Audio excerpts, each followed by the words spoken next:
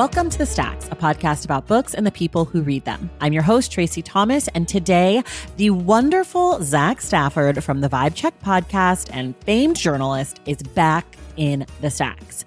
We're here to discuss our first Stacks Book Club pick of 2024, the bold and hilarious satirical novel Erasure by Percival Everett. The book was published in 2001 and tells the story of Thelonious Monk Ellison, who is a Black writer who gets a little bit upset about the way that Black literature is being published. He goes on to write an unintentionally successful novel that parodies popular Black fiction.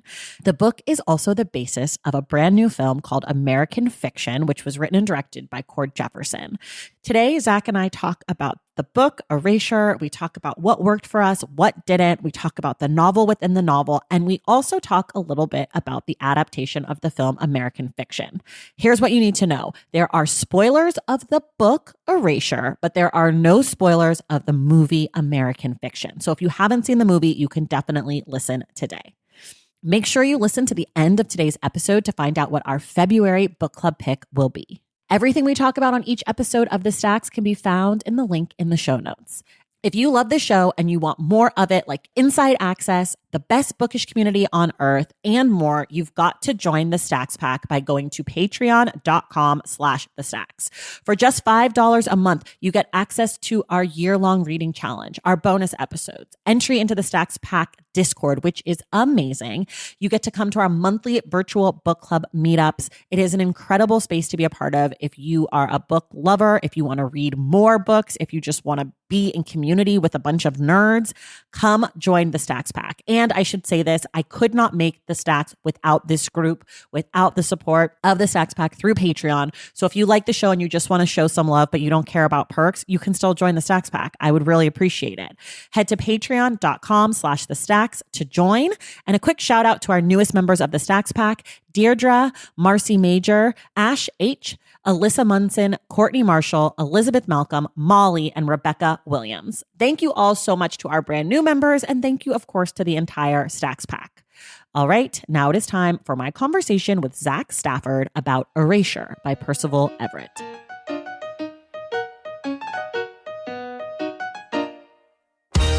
All right, everybody. We are back. I am joined again by my favorite person on earth. It is Zach Stafford. Welcome back to the Stacks. Oh my God, thank you. I'm so happy to be back with my favorite host on the earth, is you. Oh my gosh, I love it. Don't tell your co-host that you like me more. I won't. It's fine. And it's book club, and we're talking about Erasure by Percival Everett, his 2001 novel. I will give a quick sort of synopsis now, which is that the novel follows Thelonious Monk Ellison, who is a writer, a Black writer who is writing some weird fucking shit and nobody likes it. And he gets mad and he's like, I'm going to write a quote unquote Black novel called My Pathology. And the novel, of course, takes off. And it's about that journey as well as the journey with him and his family and his mother, who has the early stages of Alzheimer's, and the death of his sister and his father's suicide and his brother's coming out, and just juicy family drama. So that's the book. Zach, we always start here. Generally, what did you think of Erasure? Generally, I loved it more than I thought I would. You know, when you told me we were going to read this book, I thought, well, I should, because, you know, I love the film that it's based off of. It's all anyone's talking about in terms of, like, you know, Oscar-worthy things. So, you know, I try to, whenever there's a big movie, I try to read the book. So I felt like it was like homework for a minute. And then I started it and I read it in a day, I think it was. Like, I literally just like squirreled away and just dove in. And I think, you know, and we'll get probably deeper into this, I love that I read two books in one, that there is like the fictional book that he's My Pathology, which we'll talk about. But I love that. I love the world that we were kind of diving into. And I just love like what it asks of a lot of us that are Black working in institutions that we have complicated relationships with, and asking us what we produce and who is it for and how does it help them. Like, I think all of that was so cool. So yeah, all in all, I loved it so much. What did you think? I Also loved it. We did Percival Everett's novel The Trees on this podcast in 2022, I believe, as a book club pick. And so revisiting his work, and this is an earlier novel, and he's just so sharp and so funny. And this novel felt like it could have been written last year, but it was written in 2001, and it's just like it's so refreshing to read about things that feel current from the past, because it's a reminder that like none of this is new. And while it might be new for me and I'm experiencing it new, it's not actually a new conversation or a new argument. I also am a huge fan of any novel where the author / narrator / character are disdainful. Like, Yes. and this book just drips in disdain. So and I that like sarcastic, like you're a fucking idiot and I'm Percival Everett vibe is just so thrilling to me. And then what I also liked about this, and we will talk about the movie, but what I liked about the book that I thought was missing from the movie is that the book is smarter than I am. Yes. Like there were parts of the book where I was like, I don't know that I understand this. And like, what is he trying to say with this? That I really like feeling challenged in that way. And for me, the movie didn't have that. Like I was like, I get it with the movie. Yeah. And so, and we'll talk more about it. And we won't spoil the movie, but we will spoil the book. So if you have not read the book and you want to read the book, pause now, read it, and come back. We will not spoil anything from the movie. So if you haven't seen the movie yet, you can keep listening. Okay, now we're going to dive in.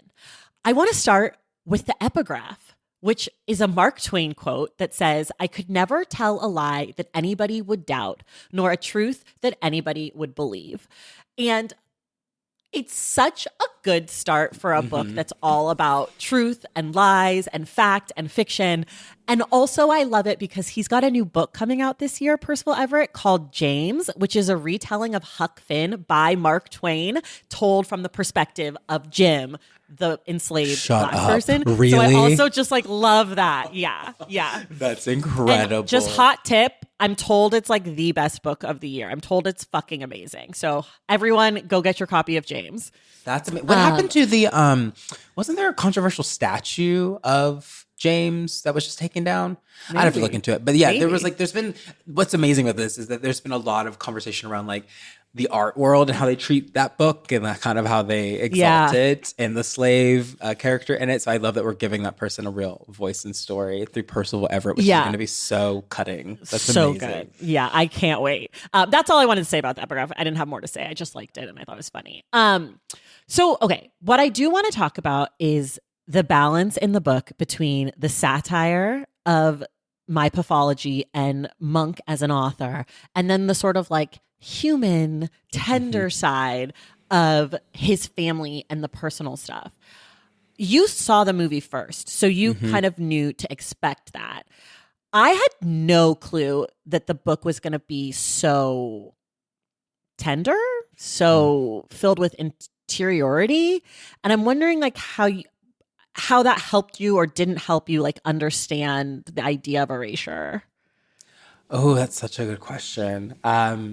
So I think I was really surprised that the interiority of Monk and his love for his family and the family dynamics and how complicated and crushing they were, depending on whose relationship you're talking about, were true to the book itself, because I feared that the book was going to be this really like cutting satire that's really brilliant and academic, and then the book is a boiled down version of that, and they heighten the family drama to make it more accessible.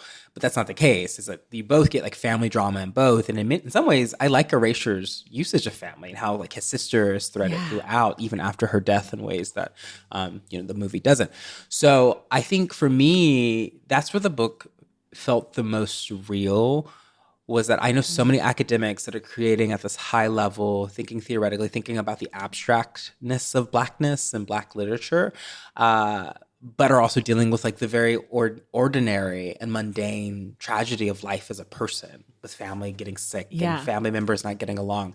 So I think, it was really beautiful to see it tracked against the satire of My Pathology, which was another family story of someone, that character's like got many baby mamas and really just wants to be loved by his family the same ways that many ways Monk did. So yeah, for me, I really thought it was great. It gave like relief in what I think so much about what it did and what this type of accessibility within stories about race and structures does is you get to like hear him talk about like the state of a Black writer and how no one cares.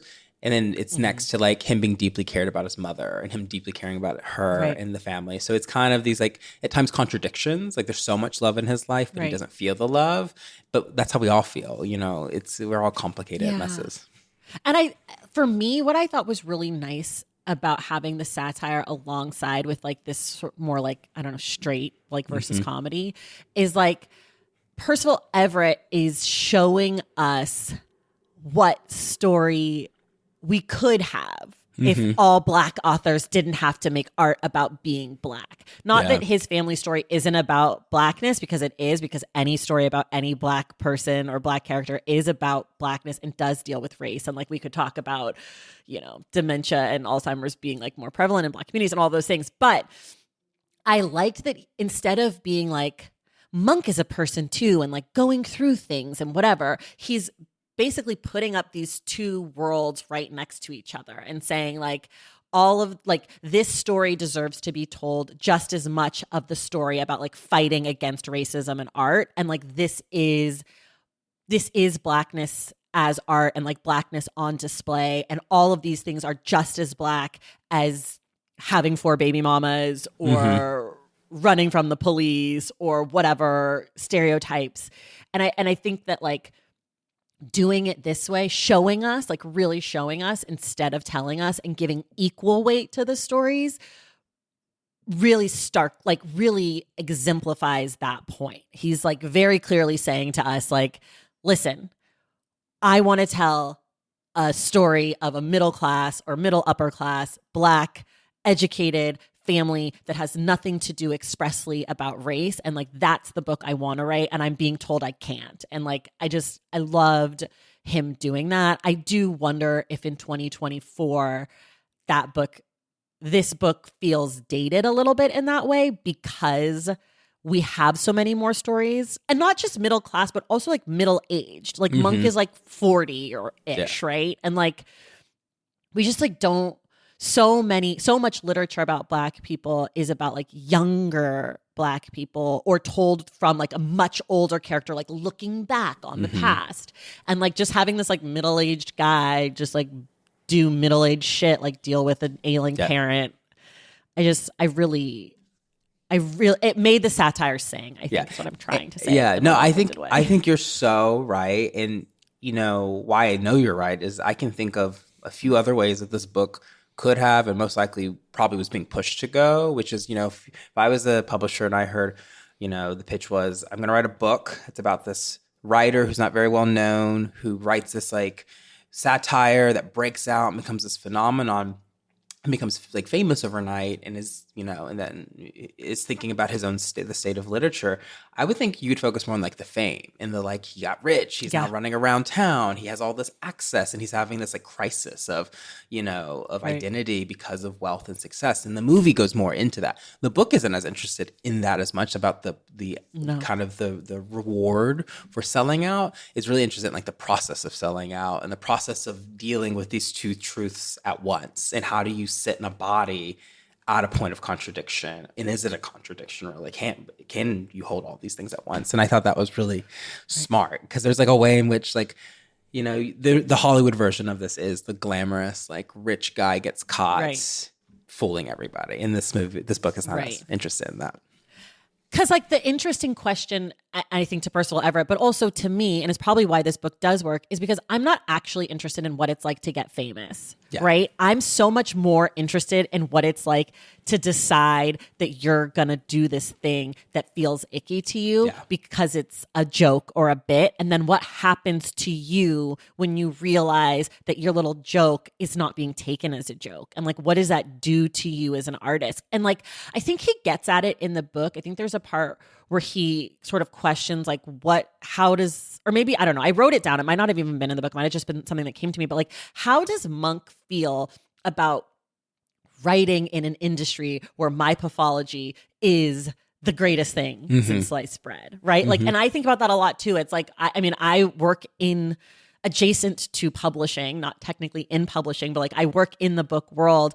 And there's so many times where a book that I think is like bad, like not good, or like harmful or racist or homophobic or whatever is like lauded. And I am like, why am I here? Like, what is that? And so like that question, and I'm sure like you're a journalist, like you've worked in media for so long. I'm sure like that has come up for you too, where something happens and you're like, why do I even want to be part of this? Yeah.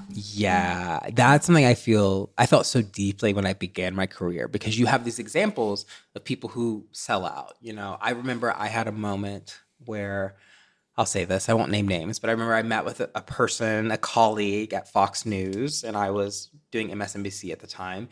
And he said to me, "Oh, you should come to Fox. They let us get custom suits here, and they do all these amazing things." And I thought, well, you're at Fox. Like, yeah, you have a bigger audience, but you're at Fox and you're selling out. So, you know, you're always told when you work in media or the arts that, you know, if worse comes to worse, just like sell your ethics up the river and like go jump into this thing. So then when you start to fight for a career around the thing that you care most about, you do have this crisis of conscience of like, okay, so I'm fighting so hard to be in this place, but for who and for what? If like most people want this other thing, and what does it mean that I'm not this other thing? What does it mean that my story doesn't look like, you know, my pathology story, which is very much a story of someone living in Compton, that is like something you would have watched in the late 90s with like the movie Friday. It was like very like that world. And it's like, how do you live in a black body that isn't like that? And how do you create from a black body that isn't that? So I think it just was really, I think it touches a nerve for a lot of people like us. And it's why Cord Jefferson took it on, because he grew up in a mixed race family. He was college educated. He worked as a journalist successfully and transitioned to a TV writing career. Like, he never lived in this world that, you know, people want to see a black director create from. So he's trying to find his own way through using, you know, Erasure. And it makes me think a lot about the fact that the book My Pathology is satirizing is Push by Sapphire. Which is a novel by Sapphire. Which, like, when we were younger, it was a phenomenon. I mean, it became Precious, but do you remember when it came out? It was a huge deal. I don't remember when it came out. I only remember Precious and like that whole thing. I think maybe it wasn't, because I was probably too young when it came out to think of it as a big deal. I think when Precious came out, Push was everywhere with the movie, and they made us read it in school. And I remember just being so confused by, why is this the thing that all these white people are obsessed with reading about black people and understanding me? And then the movie itself, Precious, which, you know, gave a few people an Oscar and did a great job, you know, has had a lot of criticism. So it's interesting to have, you know, Erasure directly critiquing a book that is maybe one of the more famous black novels to come out in the past few decades. Yeah. So Push came out in 1996. This book was written in 2001, but it's set in, I think, 1995. So it's in a pre-Push world that Monk is living in, but Percival Everett is reflecting back on this sort of like literary moment. One of the things that like I struggle with this book and the movie and like a lot of art by black artists who are critiquing white institutions is this thing that like when middle class or well-off black folks get like racismed on by the whites, they punch down on poor black people. And like the joke becomes poor or working class black people. And like the performance of like a certain quote unquote type of black person. And that's the joke. And I think that Percival Everett is sort of doing something slightly different, but certainly in the movie, that's the joke. And in a lot of other art, that's the joke. And it's hard to grapple with. Like, I struggle with it because I understand that it's like illustrative of a bigger problem, but also like, why don't we just make fun of white people? Yeah. Like, why don't we just punch up? Like, why are you punching down? And I don't know that I have an answer, but like when I saw the movie, it was so clear that the laughter was segregated as fuck. Mm-hmm. Like, it would be like certain jokes, all the white dudes would be like, oh. And I was sitting next to my white husband, who did not laugh once because I think he was feeling a lot of ways. Yeah, he was like, I don't want to get caught up in this. And then on the other side of me were two black women, and then there were two black people in front of me and four white people behind me. And it was literally like the black people would laugh and then the white people would laugh. And so there's something about like, what is the joke? Who is the joke on? And why? Yeah. And, I love this so much because, what this makes me think about is I saw the film for the first time at the Savannah Film Festival for SCAT. So a very white, and I was there with Cord and the judges of this festival. And the festival is like famously like pretty white. And people were getting their life in that theater. They were laughing, and I felt so uncomfortable at times. But I do so much work in entertainment and Broadway. I mean, theater's like the same way. You sit in a strange loop and you're like, why are you laughing at this joke? Like, do you even understand what's happening? A strange loop is definitely in the same conversation. Yeah, it's in the same conversation as this. So once I got past that, I did have that thought of, why is it this certain type of Black person is always something that we as Black people are making fun of, when we have a lot of evidence that this type of Black person is also incredibly prolific. Like, you look at Tupac. Tupac is taught in colleges as like a literary mastermind. Like, his work is incredible. Jay-Z's another person that was a drug dealer that rose up. So we don't have to like take in the ghetto as a people and like make it the thing that we keep punching at, and instead we should give it a life of its own and a breath of its own. And the book does that. I think that's why I think it's interesting about like my pathology gets so much space in the book, because it is still satire, but he is attempting to give this character more of a story, where in the movie you don't really understand. You don't get a preview of the book really at all. Yeah.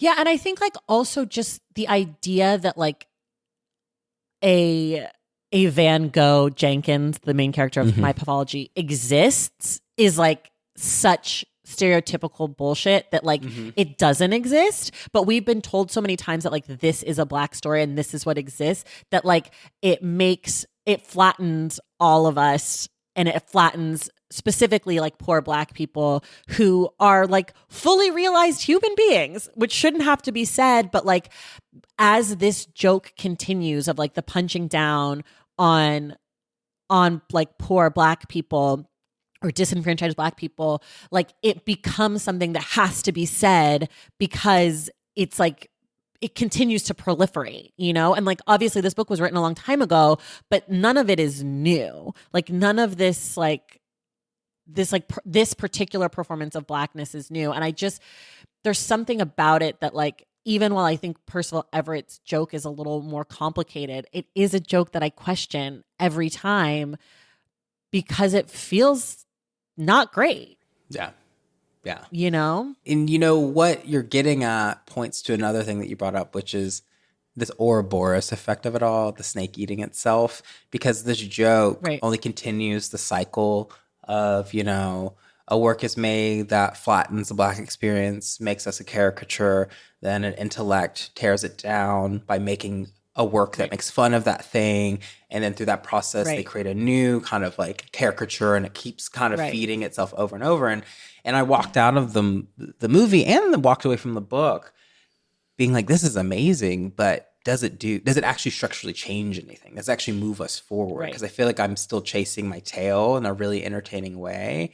And I think that's why I think the book is important, because it's like, okay, maybe we should stop having this conversation in 2001. Maybe we should like create new conversations in 2024.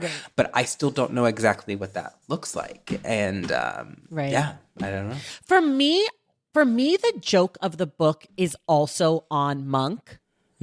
Like, and I think for me in the movie, the joke of the movie is not on Monk. And I think that to me is like the slight difference between the two. And I think that's where I struggled with the movie, is that the joke of the movie is like, ha ha ha, well-meaning whites, and also ha ha ha, performance of like this kind of blackness. Yeah. But I do feel like because we get so much of Monk and we're with him so intensely in the book, my reading is that Percival Everett is critiquing Monk as much as he's critiquing the other pieces. And I think that's what makes the book work, and like that's what holds it up. But it's such a fine line, and I could see a lot of people reading the book and maybe not feeling that same way. And I've heard Percival Everett talk, and he, at least in like certain interviews, you know, he's from the South. He lives in California now. He's written a lot about things that have to do with race and also things that don't necessarily. And he's sort of, at least the way he presents himself, is like as a person who's not interested in that stuff. Or like, it's not that he's not interested, but it's like he doesn't care what you say about it. He's going to say what he wants to say, but like he believes black people and white people are all awful. Like that kind of energy, which I do think like comes through in this book, certainly. But it's interesting because he puts that out into a world where he knows that people are going to discuss it and like pick it apart. So he's sort of like a provocateur, if you will. Yeah. But I guess like this is sort of like a piggyback topic on all of this, which is like the art of it all. Like who does it belong to? Who does my pathology belong to? Like, I wish I had like a more eloquent way of saying it. But no, I think like what the book does by, you know, juxtaposing, you know, his very upper middle class upbringing. You know, he's the child of doctors. His siblings become doctors. They have a house on the shore. You know, and then he's never lived anywhere close to Compton. Like he doesn't know the inner city, but he's able to produce a work that is actually coming through like a white understanding of blackness. I mean, in the book, what's interesting is that it's not till the end where he meets this half-sister of his that he has no idea exists, and which is not in the movie. But he meets this half-sister that he realizes like, oh, there are people in his family that have had maybe a life closer to, you know, his character in my pathology. So I think it brings us to the point of what you're saying is, when we're creating this art, who is it for at every level? And is it ever about blackness or black people? And I would say, I mean, it's not in many ways. I mean, even the fact that we're talking about a book that's not going to be up for an Oscar, most likely, it's even the Oscars aren't really for black people. This is always about a white gaze and a white interest in these stories, which I think is the existential crisis at the end of the book is then like, then why engage with them? Why even talk about them? Which feels very Percival Everett to be like, well, everyone's horrible. Like, like it's like this road leads nowhere. Actually, it just ends and it's no good. Well, that's the ending. I mean, that's the last line of the book. I have a lot of questions about. We could talk about the ending. I don't know what exactly happens. I don't think anybody knows exactly what happens. But the last line of the book is hypothesis non fingo, which means like I frame no hypothesis. Which I took to mean, you know, so we get to the end. Monk becomes a judge for the National Book Award. And then somehow his book, My Pathology, now known as Fuck, is up for the award. He doesn't want it to win. The other 4 judges do. It wins the award. And then they announce the winner and they're like, is he here? And like, because he's an enigma or whatever. And then Stag. And then Monk walks up towards the stage. He sort of like is maybe becoming Stag. And then the guy's like, what are you doing here, Monk? And he's like, I don't know, maybe having a stroke. I don't know. Yeah. And then it sort of goes to nothing. We get like a new little paragraph break with little X's and it says hypothesis non fingo. I frame no hypothesis. And did you have a take on that? Like, did you think that was Percival saying that to us? Did you think that was Monk saying that to us? Do you think that was Monk saying that to the room? It's in the italics. So it's sort of like. I took it as Percival saying it. I thought it was Percival being like. Me too. Taking us into our world. It's like the bridge out to be like, this exists today. And this piece you're holding is a part of this. Like it's all connected in this conversation. So I think he's saying like, I don't really have the answer to all of this or where it sits or what to do with it. That's up for you to think about. But like, I'm done. And I kind of love that he just like ends it. Like, I'm like, okay, we're done. We're done with this conversation. Cool. Goodbye. Yeah. Yeah. I mean, it's very like, good luck, you fucking idiots. Like, like, have fun trying to figure out whatever I'm talking about. And I liked it. And I also liked that like we didn't get to the literary awards until way late in the book. Like, I like that was like sort of this quick little thing. And I personally touched a chord because I am currently reading for the LA Times Book Prize right now. Oh, really? Yeah, till the end of this month or to the beginning of February. And I was like, yeah, it's that. It's Is it very that similar? Much, oh my gosh, that's hilarious. You know, it's me and two other people in this case, and it's not 2021. So it's not that exactly, but like the amount of stuff you have to read, like how all the books have these like shit blurbs, how every book needs a better editor, like how everyone's sort of jockeying for this thing, and we all have our own like personalities, and like we're all like these own like caricatures of ourselves. Yeah. All of that felt very real. I'm not reading 400 to 500 books for it, but I am reading 150 books, and that feels like a lot. Wow. That is for how long? So I started doing this in June, I think, and I'm done in February. Wow. So you're doing like a few books a week. Oh, yeah. That's a lot. Anyway, we don't have to finish everything. Yeah. Just like in the book, they don't finish everything. Like you can, read into it or whatever. But it definitely, I was like, thank you, Percival, for seeing me. But I also just like, I loved those scenes because I loved how he wrote white people talking about black things, like where he's like the common blacks, and like, and like this is the best thing in African American literature I've read in a long time, and it's just like we need these stories, and the black person in the room is like, we don't need this story, and they're like, no, we need these stories. And it just feels like so well-meaning white, which is kind of 1000%. But I think he also complicates it by, the character Marilyn, his love interest, who enjoys the books he hates. So, okay, wait a second. When you read you saw the movie first. Yeah. When I read the book, I thought Marilyn was a white. Is she? I'm not convinced she's not a white. They don't give her a descriptor. Convinced she's black in the movie. Yeah, because Erica Alexander plays her. I'm not convinced that she is black in the book. I would be. But I could be wrong because sometimes I miss little details as I read. They don't say, there's no qualifier. There's nothing is said. There's no qualifier. But so like the only thing that people qualify with like partners is the brother who's gay. So they talk about him, but they don't talk about the racial identity of the kids. It just kind of assumed that it's black kids. I thought she was white the whole time. So when I went into the movie and it's Eric Alexander and he first meets her, the neighbor, I'm like, oh, maybe there's another neighbor in this movie. Yeah. And then I'm like, oh, because she has a different name also in the movie. And I'm like, oh, this is Marilyn. Yeah. But I read Marilyn as white the entire time. That is so funny because in the book, something else that's not in the movie, and this ruins nothing for either, is that he has the colleague at the conference that he sleeps with sometimes. And I read her as white, but I didn't read Marilyn. Definitely white. Like she was a white woman. That was its own thing that we could read into. But then I took Marilyn as black because I assumed that how they were talking about the place where they had the house was deeply black. Like there was a lot of black people that had lived there historically. So I thought that was like a nod to like she's probably black and comes from like a family that has like deep black roots here. But gentrification also happens in that place. So you don't really know actually.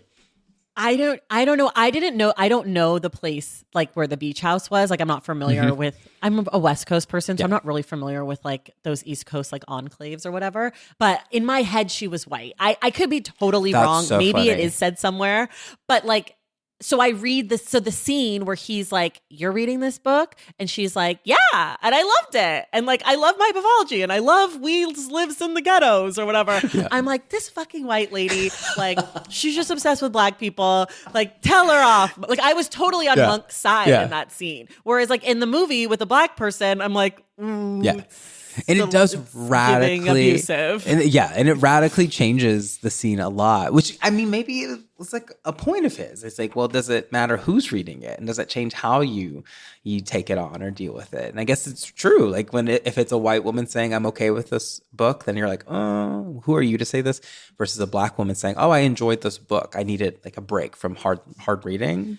Right. It's interesting. But also, like, even if Marilyn is black, there are also black people who, you know, like not all skin folk are kin folk. Yeah. Like there's definitely black people who read my pathology and are like, this is brilliant. This speaks to our people. I mean, Precious was and made by Lee Daniels, who was obsessed with the book. So, you know. And Oprah. And Oprah was obsessed with the book. Yeah, Oprah was part of it too. So it's like, no, you're right. There are those people who are down, even if it's not in the long run the best for the community. Right. But yes, I definitely read Marilyn is White. And in the movie, I was like, what's happening? That is so funny. And like when I saw the names go across and it was like Eric Alexander, I was like, I wonder if she plays. Like I literally was like, what is Maxine doing? It's like, oh, I was like, what's going on? That's so funny. I don't know. I read her as white. She's white to me. Okay, we're gonna take a quick break and we'll be right back. Valentine's Day is upon us, and I've got love on the brain. Love for books, duh, of course. Hello. Did you forget what podcast you're listening to? I love bringing you all great reads, exclusive author interviews, and behind the scenes book gossip. But I can only do that with your support over on Patreon and Substack. Our Stacks Patreon community, also known as the Stacks Pack, is where you can go for book club meetups, a private, very active Discord, and a year-long mega reading challenge to help you achieve all your reading goals. Plus, you also get that monthly bonus episode. Now, over on the Substack, you can subscribe to my newsletter, Unstacked, where I keep the book conversations going. I also give you a healthy dose of sports and pop culture, definitely some hot takes happening over there. And again, that bonus episode.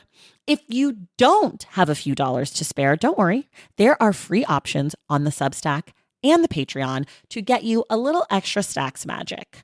Making this podcast is a total team effort, and by supporting my Patreon and my Substack, you allow me to support my amazing team that makes the show possible every single week. So if you or your friends are looking to meet other book lovers and support this indie podcast, come hang out with me on Patreon, Substack, or both. I would love to have you. And since we're talking about love, you can gift subscriptions to the Patreon and the Substack for that special reader in your life. For the Stacks Pack, head to patreon.com/thestacks. And for the newsletter, head to tracythomas.substack.com. And also, there are links to both in the show notes. Okay, see you in the Stacks. Okay, we're back. I almost forgot. We had to take a break for our sponsors. Thank you, sponsors. I want to talk a little bit about the writing itself, because I love the way this man writes. Mm-hmm. His pacing is so fast, so sharp. He does in like one or two sentences what takes other writers like a paragraph and a half. Like he'll situate you in time and space so quickly, because this book has a lot of flashbacks. Yeah. And he'll be like, what's that? I'm 10 in my dad's office. Mm-hmm. And you're just like, great, thank you. Yeah. I didn't need you to be like, I look at my youthful hands as a 10-year-old boy, fresh out of class with my teacher, Mr. Mark. Yeah. Like, I'm just like, this is where we are. Or it'll be like Maynard, instead of being like Maynard said, there's a part where he's like, from Maynard. Like, it's like, hello from Maynard. Goodbye from Lorraine. Mm-hmm. Like, it's like just so, I just love it because he just dispenses with the bullshit constantly, even in the way he writes. And I found that to be just a dream. I agree. He's very exacting as a writer. Like I never had to guess or think about a lot of things that he was trying to say or where we're going. I always knew where I was headed in certain moments. So no, he's just very clear. And I think that's needed sometimes with we're talking about race and identity. People get very convoluted, and he's very like no bullshit the whole time, and I loved it. And I even did love like the plainness. I mean, it was ridiculous and not accurate, but my pathology, how he is so good at writing so badly in that, was like up against the other parts. It's like really like I'm like, you can write, like you write, like this is art, like what you're making. Like you're able to change form really fast depending on who your character is. So, did you like having? Because a lot of people in the Stacks Pack are in the Discord talking about like how much my pathology there is in the book. It's about 70 pages. It goes from page 62 to 132 in my copy. Did you feel like it was too much? Did you like it? Like how was your experience of my pathology? I began hating that it was so long when I realized it wasn't just a chapter and that it was like a substantial part of the book was going to be this. I was like, oh God, why is this happening? But as I got into it and released myself to the story, it also takes place in LA, which I'm very interested in things in LA because I'm like, how do you write about a place that I live in and where are you going and how are you taking a bus from Compton to West Hollywood? I didn't know that was a thing that something happened. But I liked it. I thought it was the right amount. I could have read more, honestly, but I mean, maybe that's why Push exists. It's like you go read Push now. Yeah. but so people I liked it too. So people are not happy about the length. I think people don't some people don't like it. Like they think that maybe like the joke goes on too long. Yeah. I sort of liked watching him have fun with it and like push it and like, cause he knows at like 6 you're done, or sex, I believe is how it's spelled in the book. Like he knows you're done. And he's like, no, come on. I was having a good time here. And like, I loved that like the kids' names were like the medicine. Oh, incredible. Like, I thought that was so funny.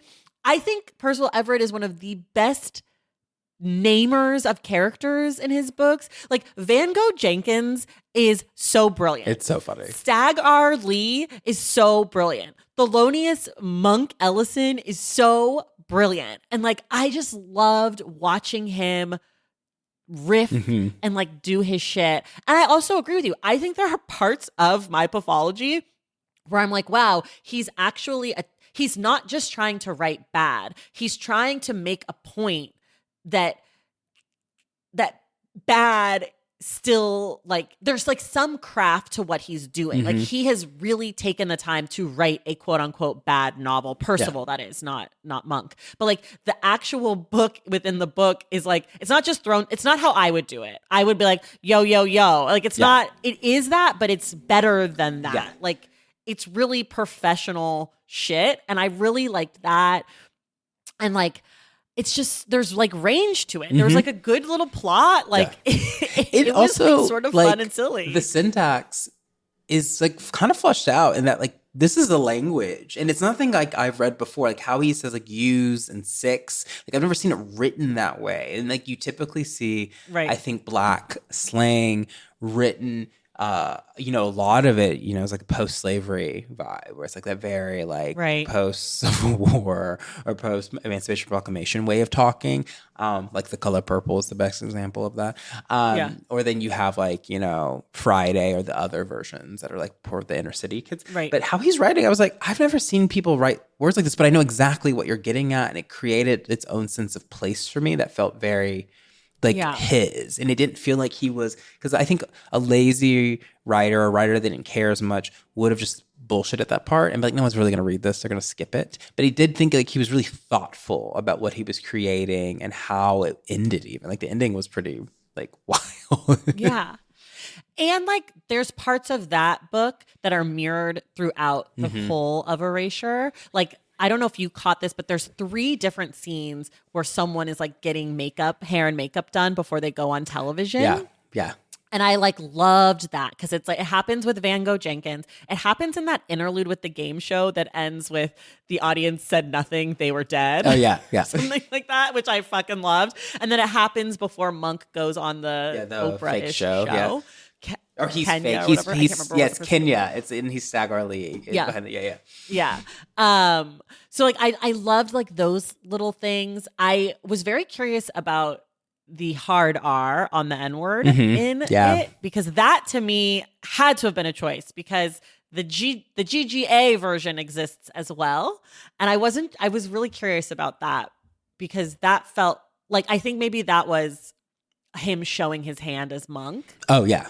Yeah. It felt very, like, I was the first thing I caught when reading. I was like, oh, how you're spelling the N-word usually tells you who's saying it, and how this is being written is of a very certain type of person in a certain place and a certain meaning, and it's not in group speech or the ways in which we use it.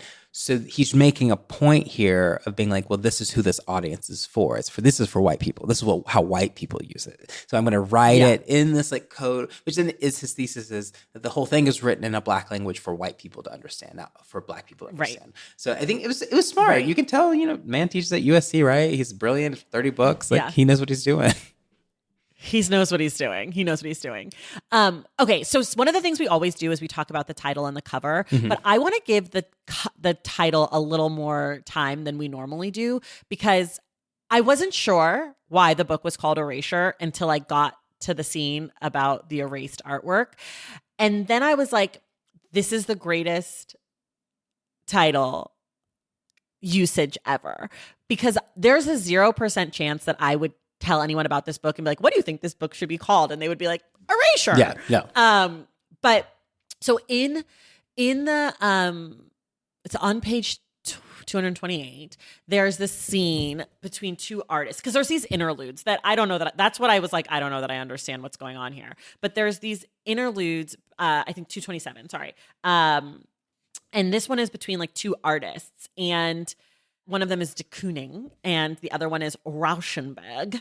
And he's like, draw me this picture. And he does. And then he's like, I don't care what it is. And he's like, well, I intend to erase it. And so he gets the picture, he erases it. And he's like, well, where is it? And he's like, here it is. It's this it's the piece of paper I gave you with the drawing you did, but I erased it. And then he's like, well, you put your name on it. He's like, well, that's because this is my artwork now. I erased the art is the erasure of your artwork. And I've already sold it for 10 grand. And he said, you sold my picture. He said, no, I erased your picture. I sold my erasing. And to me, that of course becomes like this is like the moral center of the book. It's like, who does the art belong to once the art is put into the world? Is it the artist's work? And what happens to it when other people attach themselves to the thing? And I feel like, again, for me, Erasure the book is getting at something different than American Fiction, the movie. And that became extremely clear to me in thinking about the title and thinking about this idea of like, it's not just about getting famous for this fake performance of blackness. It's about being an artist who's fighting what the audience wants versus what I want to make versus what is good, right? He has that other scene where he talks about good art. All art is art, whether it's good or bad, but not all other things are considered what they are if they're bad. And that to me is so profound, like thinking about these things, like, because then the question becomes, who does Stag Arley belong to? Who does my pathology / fuck belong to? And if it is Monk's work, but then it becomes this whole other thing, who's responsible for it? Yeah. And what's amazing about, I love how you're talking about this, because I hadn't really caught onto that until you were talking. I was like, oh, that is correct. Because I got to that scene and I'm like, what is he talking about? I'm like, oh, this is kind of why the book is called this, but okay, whatever. I didn't give it much thought. But thinking about, the practice of taking away from art and that being the power of it is like the capturing of it, the owning of it, no matter what the substance of it is, so much about being Black in America across art and just lived experiences. Right. And I think it's also why the book and movie are very different, and that Cord Jefferson decided that I want to adapt this book and I want to make it into a thing called American Fiction. And I have it as a Black filmmaker, I want to make this thing that's kind of like pointing at the flattening of my experience as a Black man, where I don't know if Percival had the same ambitions of writing the book. He was more interested in like, why can't I just write the thing I want to write and do the thing I want to do and that be seen as important? Where Cord was like, no, I want to make the Black film about the Black thing, about Black people not being able to have agency. Like, I think it's interesting. So I think, like, you know, the movie isn't about erasure. It's about fiction. It's about creation of things and how you prosper for them. And the book is so much about what is lost when we don't see things for what they are, or let people be who they are and take them from it. Right. So, yeah, I ended up really liking the title because of the way he sort of justifies it throughout the book, in a way that I wasn't expecting, for sure. I have to ask you this because you're a Black gay man. What did you think of Bill and like the depiction of the brother? What is it? It's Bill in the book and Cliff in the movie. Yeah, I think that's right. Okay. It's so okay. So Sam Sanders and I don't care if he's mad at me for saying this. He really likes Sterling K. Brown in the movie, and I enjoyed him too. I think he's so attractive. He's so funny. I don't think the character is very additive in many ways. Like, I don't find it to be like, in terms of like a queer identity. In the book or in the movie? Or both? In both. Like, I don't think it was like some like revolution for queer representation. I was excited he was there, but I thought it was pretty like flat and, you know, expected. That was the most expected part of the book. Because, like, of course, the closeted Black gay guy, the family's not going to be accepting of him. Okay, but he's the only one that's going to be critical of the mom, sure. But that's just, I don't know. It wasn't that surprising. But the movie adds a lot of fun relief and like hilarious moments. In the book, I just feel myself very sad for him because he's obviously going through a hard time. And he dyes his hair blonde, so I kept imagining Sterling K. Brown with blonde hair. I think I was really interested in him, but I found myself more drawn to the sister that is the illegitimate child. Because it's the first. That sister. Because of her being mixed. And, you know, I feel like that becomes this really interesting kind of existential crisis for Monk, who is Black, does not identify as mixed or biracial or anything, but he has to confront this like secret life his dad had and created, and how in some people's eyes, and some people would say this, she had a Blacker experience than he did. And what does that mean about race and like the lived experience and what really makes race in America? I thought that was all very fascinating parts. And how she lives with white supremacists too. It's like, of course. Well, I think that is really interesting. And like this is another criticism of the movie. And I think this is probably it's a really big conversation, and we see it a lot in Hollywood. But in the book, Monk is specifically written as dark-skinned Black. Yes. It is specifically said that he is dark-skinned. He is descended from slaves. Much is made of this in the beginning. I mean, as far as Percival Everett makes much of anything. But it's like a whole paragraph about how this man looks Black. And that is part of the performance of Stag R. Lee as we go through, like when he meets with the movie producer, and the producer's like, I didn't believe it was real. And I have this instinct that's like, well, that's fucking racist. Yeah. Like, and then I'm like, wait, but it's fucking racist for you to believe it's real too, right? Like, I'm like going back and forth. But like part of the joke of the movie or of the book is that he's able to pull off this thing because he is dark Black, and there's so much colorism and so much racism about what that means and how he appears. And in the movie, it's fucking Jeffrey Wright, who is very light-skinned.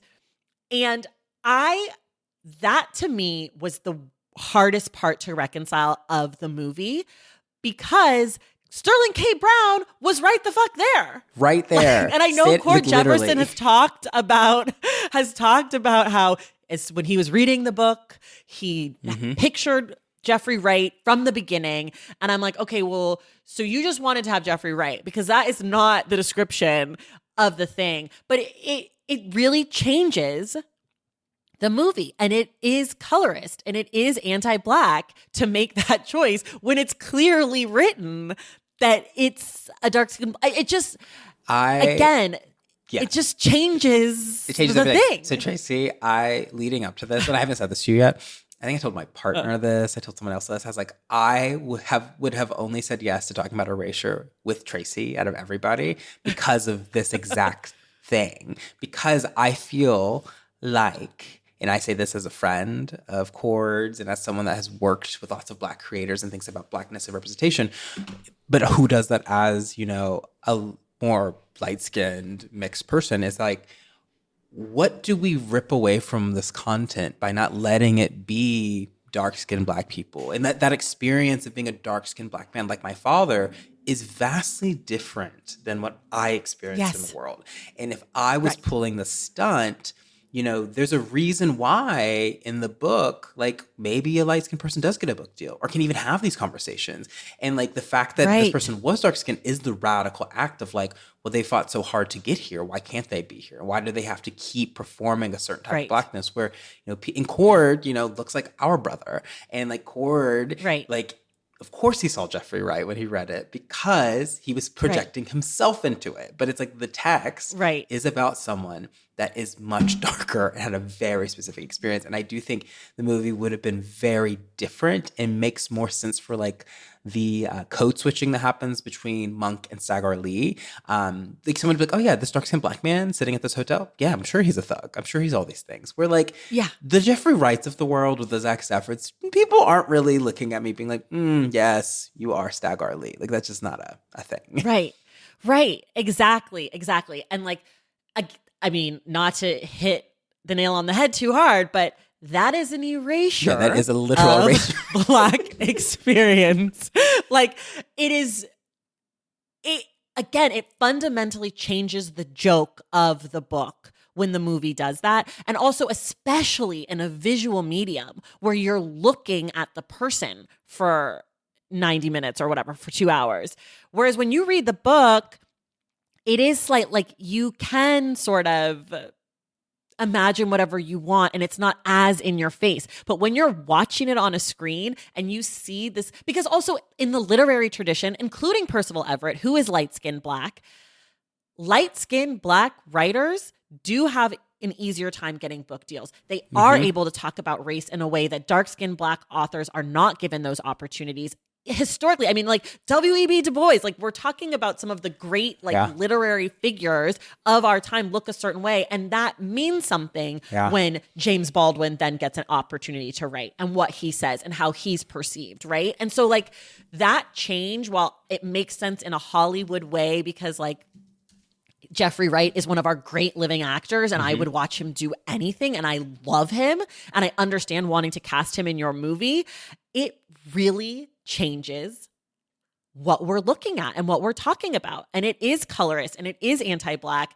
And like, I wish that he would have just cast Sterling K. Brown, who I think could have done it wonderfully. I think like, Sterling could have done a great job. I don't even have to reach for another actor to do it. He's right there on screen. Yeah, they could have. They could have switched them out very easily because there is this like watching the movie. I'm like, okay, here goes. Like all the light skinned people get to be the heroes or the villains. They get to be centered in the story, but you know, and I didn't think about skin tone until I read the book. So I saw the movie first. I was like, Jeffrey Wright. And then I start reading the book and I'm like, this is not Jeffrey Wright. This is someone that looks like my father, my cousins, not me. Like, this is not my story.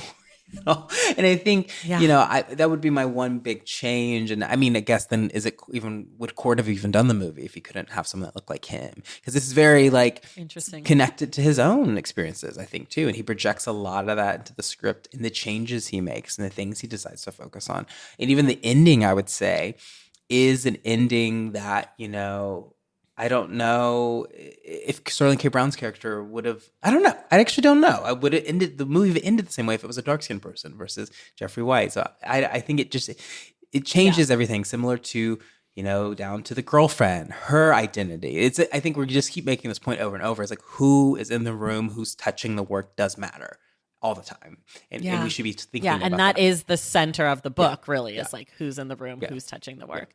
The only other thing I want to touch on that we didn't touch on is the sister Lisa, who is killed at the beginning of the book, who is a reproductive health doctor and OB, and she's killed, murdered by an anti-abortionist at her clinic, and that as I was reading the book, because again, I saw the book before I saw the movie, I was like, this is so fucking spot on. It's uncomfortable and I hate it here that this is like so right on, because I do remember when, like in the 90s when that was happening, but I also remember that being like, those are fucking wackadoodle people. Like that's fucking crazy. And now I'm like, yeah, sure, someone would shoot up an abortion clinic. Like that feels right. And it's different in the movie and we don't have to talk about that, but that moment to me, I was like, this is too spot on. Like, holy shit. I was kind of annoyed reading the book that wasn't punched up more in the movie. Like, it's kind of there, but it's not. I don't know. You don't go inside the clinic like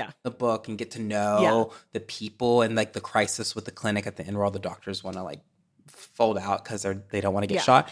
I thought it was just so interesting and so contemporary. And I mean, we keep talking about this, but the book is so good because it's like a James Baldwin book where, you know, you read James Baldwin now and you're like, did he write this in 2005? And you're like, no, that was 1965. Like this hasn't changed much. So like this is kind of a contemporary book that really captured a moment that we are still emerging from and continue to grapple with. So I love that character. I wish, and Tracee Ellis Ross plays Lisa so well that it makes me mad that she wasn't used more. Like we need to get her doing more dramas. Like Tracee needs to do things outside of comedy. She's so good. Anything else we have to talk about before we go? Anything you're dying to? No, those were all the big points, I think. Is there anything else I want to talk about? No. I love this. You made me like it more. Like the book more. I love the book, but this conversation made me enjoy the book more and have more criticism of the movie, which I did like a lot. But I think what's really exciting about all of the book, the movie, the conversations, is that similar to the book itself, this is all a big Ouroboros of like snake eating itself, and we're all like kind of doing this dance. But I kind of like it. It's fun. It feels like the right amount of stakes, and it's not going to like change Hollywood if this won Best Picture. But I think we can all have like a fun year of talking about race and identity. It's not going to win Best Picture. Oppenheimer's going to win Best 1000%. Picture because that is Oscar fodder. Yeah. I haven't seen it, but it's like just clearly. I walked out of there. I went and saw The Weeknd at Open, and I was like, "Yep, this just won. It just is. This is what the Oscars look for." So good luck to everyone else, but like this just is. Sorry. Yeah, sorry to this man, but it's Oppenheimer. Yeah. I'll be interested to see. I was mid on the movie. I thought the movie was fine, but I did read the book first, and then I immediately saw the movie, so it was like so fresh in my mind. And I also think like part of it is like I think Cord Jefferson is a great, exciting new voice, but Percival Everett is a living legend, and I just don't think Cord Jefferson is quite ready yet to contend with like a master of storytelling. But you have to cut your teeth somewhere. It's just like it's a big read. It's like it would be like if I'm like I'm gonna adapt a Toni Morrison novel for my first film. It's just like I don't know that I should do that. Yeah, and I can't believe Percival said yes to this day. Shocked. Like I'm like, whoa, shocked. I can't believe you. Okay, cool. But you know, I think it's worth seeing, but it's not. Yes, definitely worth seeing. Especially if you're this far into this episode and you've listened to us talk about it and you've read the book, like you should definitely see the movie. But you know, and I'm also such an asshole. I hate everything. I love that. But Zach, thank you so much for being here and talking about this with us. And everyone, go listen to Zach on Vibe Check, my personal favorite podcast besides my actual personal podcast. It's my must listen to. I listen to you guys on Wednesday. I don't listen to my own show. That's so funny. But thank you so much. Thank you. This was so great. It was so good to be back. And I'm so glad you got me to start the year off reading a book. That was really astounding. So, ta-da! Everyone else, we will see you in the stacks.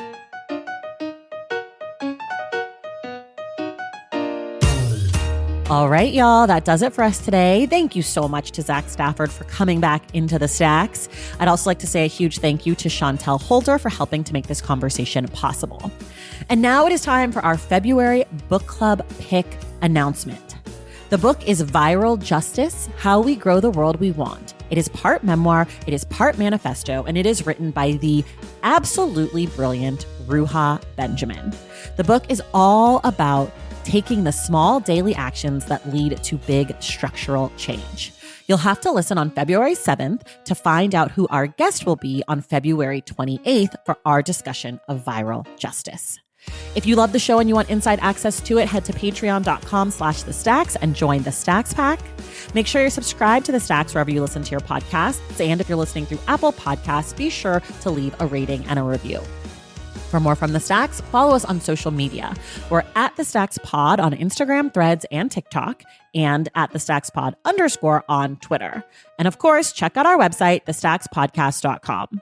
This episode of The Stacks was edited by Christian Duenas with production assistance from Lauren Tyree. Our graphic designer is Robin McCrite, and our theme music is from Tigirigis. The Stacks is created and produced by me, Tracy Thomas.